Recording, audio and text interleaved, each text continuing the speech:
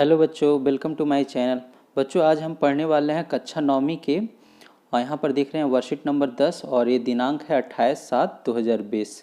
विषय लिया गया है सामाजिक विज्ञान के लोकतांत्रिक राजनीति और इसका पार्ट है 2 यानी संविधान का निर्माण। उसी का टॉपिक लिया गया है हमें संविधान की ज़रूरत क्यों है। तो बच्चों, आपको हम बता देना चाहते हैं कि मेरे चैनल पे वर्कशीट से रिलेटेड हर एक वीडियो उपलब्ध होता है, अपलोड होता है। आप मेरे चैनल को सब्सक्राइब कर लें और बेल आइकन को भी दबा लें। चलिए हम बात करते हैं यहाँ पर संविधान क्या है। तो संविधान लिखित नियमों की एक ऐसी पुस्तक है जिसके नियमों का देश में रहने वाले सभी लोगों या नागरिकों को पालन करना होता है। यानी संविधान एक ऐसा नियम होता है, यानी नियमबद्ध पुस्तक होता है जो सारे लोगों को पालन करना होता है उस देश के अंदर। सेकेंड पॉइंट यहाँ पर देखें, यहाँ संविधान ही सर्वोच्च कानून होता है, यानी उस देश के अंदर संविधान ही क्या होती है, सर्वोच्च कानून होती है। इस संविधान द्वारा नागरिकों के साथ तथा नागरिकों के सरकार के साथ संबंध तय होता है। यानी ये जो संविधान है ये लोगों से और नागरिकों को सरकार से जोड़ने का काम करती है। चलिए हम तीसरा यहाँ पर, तो अगला पॉइंट यहाँ पर लिया गया है हमें संविधान की ज़रूरत क्यों है।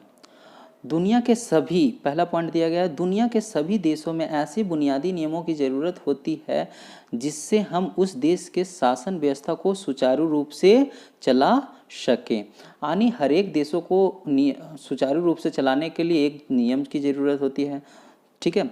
दूसरा पॉइंट, यहाँ तक कि कोई भी सरकारी या गैर सरकारी, यानी सरकारी कहने का मतलब सरकार के अंडर में जो होता है, गैर सरकारी कहने का मतलब जो गैर सरकारी यानी जो लोगों के हाथों में होता है, निजी संपत्ति जो होता है निजी लोगों के हाथों में, गैर सरकारी संगठनों को भी चलाने के लिए कायदे कानून को अपनाए जाते हैं। ठीक है, तो बात भी सही है, ये अपनाए जाते हैं। अतः सभी संगठनों को एक संविधान की ज़रूरत होती है। ठीक है, जिन देशों में लोकतांत्रिक शासन व्यवस्था है वहाँ संविधान जरूर होता है। उदाहरण के लिए देख लें तो अमेरिका, फ्रांस, भारत इत्यादि, मतलब जिन देशों में लोकतांत्रिक है उन देशों में, अधिकांश देशों में ये संविधान जरूर होता है। यहाँ पर अब पढ़ते हैं संविधान के कार्य और उसके क्या क्या कार्य हैं उसके बारे में। तो यहाँ पर पहला पॉइंट देख रहे हैं, देश में एक साथ रहने के लिए लोगों को आपसी सहयोग और भरोसा विकसित करना। यानी ये संविधान का काम है कि लोगों को इस तरह का नियम उसमें होना चाहिए कि लोगों को आपस में क्या कर सके, जोड़ सके। ठीक है, देश में हर एक नागरिक को आपस में जोड़ सके। दूसरा पॉइंट दिया गया, देश में सरकार कैसे बनेगी, कैसे काम करेगी, फैसले लेने का अधिकार किसे होगा, यह स्पष्ट कौन करती है, संविधान ही करती है। तीसरा यहाँ पॉइंट दिया गया, सरकार के अधिकारों की सीमा रेखा तय करता तथा नागरिकों के अधिकारों को स्पष्ट करता है। यानी सरकार के जो सीमा रेखा कहाँ तक वो काम कर सकती है, कहाँ किस दायरे में रह के उसके सीमा रेखा तय करता है और नागरिकों के अधिकारों का भी वर्णन करता है। यहाँ पर देखेंगे चौथा पॉइंट लिया गया, अच्छे समाज का गठन में लोगों की आकांक्षाओं को व्यक्त करता है। यानी संविधान अच्छे समाज को विकसित करने के लिए आकांक्षाओं को व्यक्त करता है, ये संविधान का ही मूल रूप से काम है।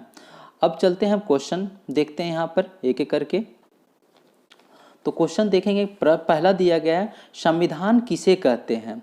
तो इसी का पहला पॉइंट जो ऊपर में लिया गया है हम उसी से ये बनाए हैं। तो यहाँ देखिए है, आपके स्क्रीन पे आ रहा होगा, संविधान लिखित नियमों की एक ऐसी पुस्तक होती है जिसके नियमों का उस देश में रहने वाले सभी नागरिकों को पालन करना होता है। चलिए यहाँ पर दूसरा क्वेश्चन देखेंगे, किसी देश में संविधान के क्या कार्य होते हैं। तो आप अपने स्क्रीन पर देख रहे होंगे, संविधान का मुख्य कार्य इस प्रकार है। पहला, देश में एक साथ रहने के लिए लोगों में सहयोग और भरोसा विकसित करना। देश में सरकार के बनाने कार्यों एवं अधिकारों का वर्णन करना। तीसरा पॉइंट लिया गया, सरकार के अधिकारों की सीमा रेखा तथा नागरिकों के अधिकारों को स्पष्ट करता है। चौथा, अच्छे समाज के गठन में लोगों की आकांक्षाओं की व्यक्त करता है। चलिए, तो इस तरह से दूसरा हो गया। यहाँ पर तीसरा देखेंगे, लोकतांत्रिक देश संविधान संविधान क्यों अपनाते हैं? तो यहाँ पर आप अपने स्क्रीन पर देख रहे होंगे, लोकतांत्रिक देश में अन्य शासन प्रणाली के मुकाबले लोगों को कुछ ज़्यादा स्वतंत्रता मिली हुई होती है, जिसे सुचारू रूप से चलाने के लिए नियमों की ज़रूरत पड़ती है। इसीलिए लोकतांत्रिक देशों में संविधान को अपनाते हैं। चलिए अब चौथा पॉइंट पे यहाँ पर देखते हैं। चौथा क्वेश्चन, लोगों को नियमों का पालन क्यों करना चाहिए? ठीक है,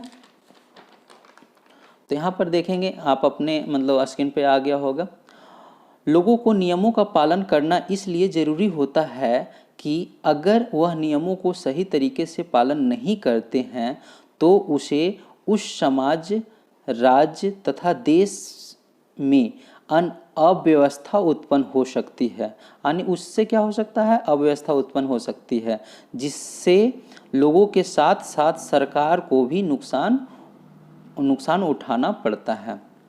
तो अगले हम क्वेश्चन देखते हैं। 5वां क्वेश्चन में दिया गया है, तो 5वां क्वेश्चन बच्चों आप लोग को खुद करना चाहिए। ये कुछ जितना लंबा क्वेश्चन है उतना ही आसान क्वेश्चन है। चलिए हम इसमें कुछ हिंट दे देते हैं कैसे लिखना है आपको। तो यहाँ पर यदि हम सड़क पर चलने के नियमों को पालन नहीं करेंगे तो क्या स्थिति हो सकती है? इसी तरह से देश के संविधान के अनुपस्थिति का हमारे जीवन पर क्या प्रभाव पड़ेगा? तो हम कह सकते हैं कि अगर जो हम सड़क पे चल रहे हैं, अगर जो हम नियमों को फॉलो नहीं करेंगे तो ट्रैफिक जाम हो सकता है, यानी ट्रैफिक लग सकता है। तो उससे क्या हो सकता है? यातायात रुक सकती है। ठीक है, तो उसी प्रकार अगर जो किसी देश में संविधान नहीं रहेगा, अनुपस्थित रहेगा, तो उस देश में एक तरह से अव्यवस्था उत्पन्न हो जाएगी। वहाँ की सरकारें सही से काम नहीं कर पाएगी, वहाँ के लोग सही से काम नहीं कर पाएंगे। तो वहाँ एक तरह से अर्थव्यवस्था क्या होगी? पूरी तरह से रुक जाएगी। तो इस तरह से आपको लिख देनी है। तो बच्चों इस तरह का वीडियो अगर जो आपको चाहिए तो आप मेरे चैनल को सब्सक्राइब कर लें, लाइक कर लें और बेल आइकन को भी दबा लें। Thank you watching.